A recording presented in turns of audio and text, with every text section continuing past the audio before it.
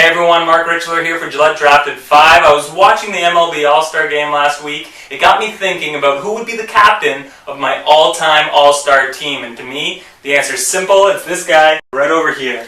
And not just because of the impact he had on society and on the game of baseball as a whole, but for the way he could impact the individual games as well.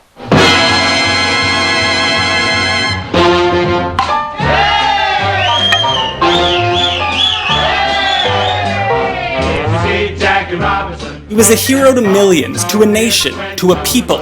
But he was also a baseball player from Cairo, Georgia with blistering speed, fantastic defensive range, and the ability to hit for average and wreak havoc on the base paths. He will forever be immortalized for the justice and equality he championed for in the field of civil rights, far more than he will be for his accolades on the field of play itself, and that's fine by me. He was, after all, bigger than the game. But make no mistake, Jackie Robinson was a champion of both domains. What Jackie accomplished is remembered and celebrated because it was mind-blowingly significant to the very foundation of the African-American civil rights movement. But I'll tell you what else is mind-blowing. He got caught stealing a grand total of 0 times during his first 4 seasons in Brooklyn. 0. And it's not like the dude wasn't running, he stole 100 bases. He played the game so hard, so clean, so pure. He played it so that they couldn't hate him. He played it so that they had to love him. It's not that he played the game, but how he played the game that earned him the respect of a nation and a race, that earned him the respect of a Brooklyn Dodgers fan. It is the fact that he played well that would enable him to change the face of race relations in the United States of America. As if hitting a curveball isn't hard enough when the only weight on your shoulders is not stranding the guy at third. So how good was Jackie? Well, let's first consider that Jackie wasn't allowed into the bigs until age 28, so for fairness' sake, let's compare him to what others accomplished after that age. Now, who knows what Jackie could have accomplished with a longer career, but in the 10 years he did play, he managed to amass a total of 61.4 wins above replacement. That's 164th on the all-time list. That is to say, based on statistical analysis, the Brooklyn Dodgers won 61.4 more games with Jackie in the lineup than they would have won if that roster spot was occupied by a replacement-level player. In Blue Jays terms, think Mike McCoy. Jackie averaged a WAR total of 9.6 or higher multiple times after age 28. Only 8 other position players can lay claim to that accolade. I wonder if you've heard of them. Babe Ruth, Willie Mays, Ted Williams, all of them.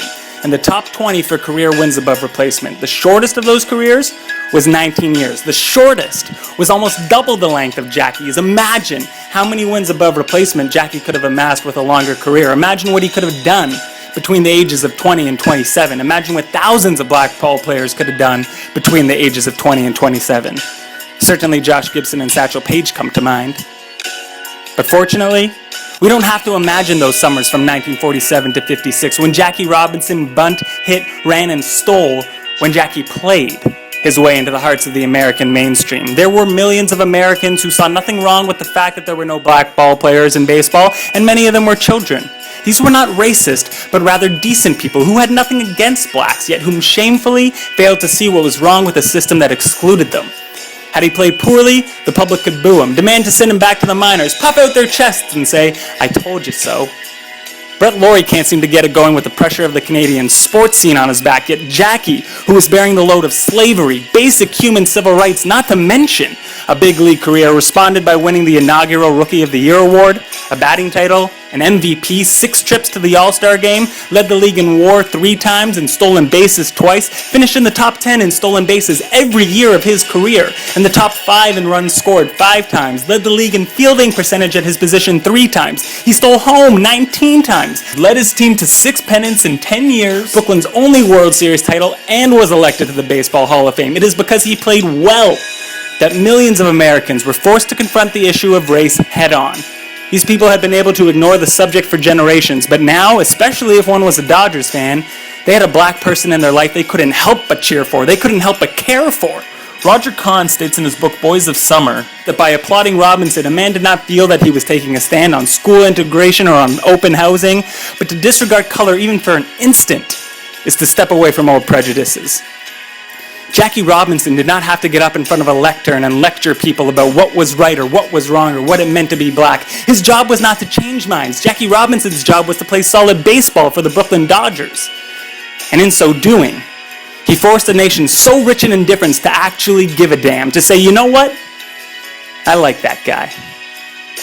For Gillette Drafted 5, I'm Marc Richler. Thanks for listening.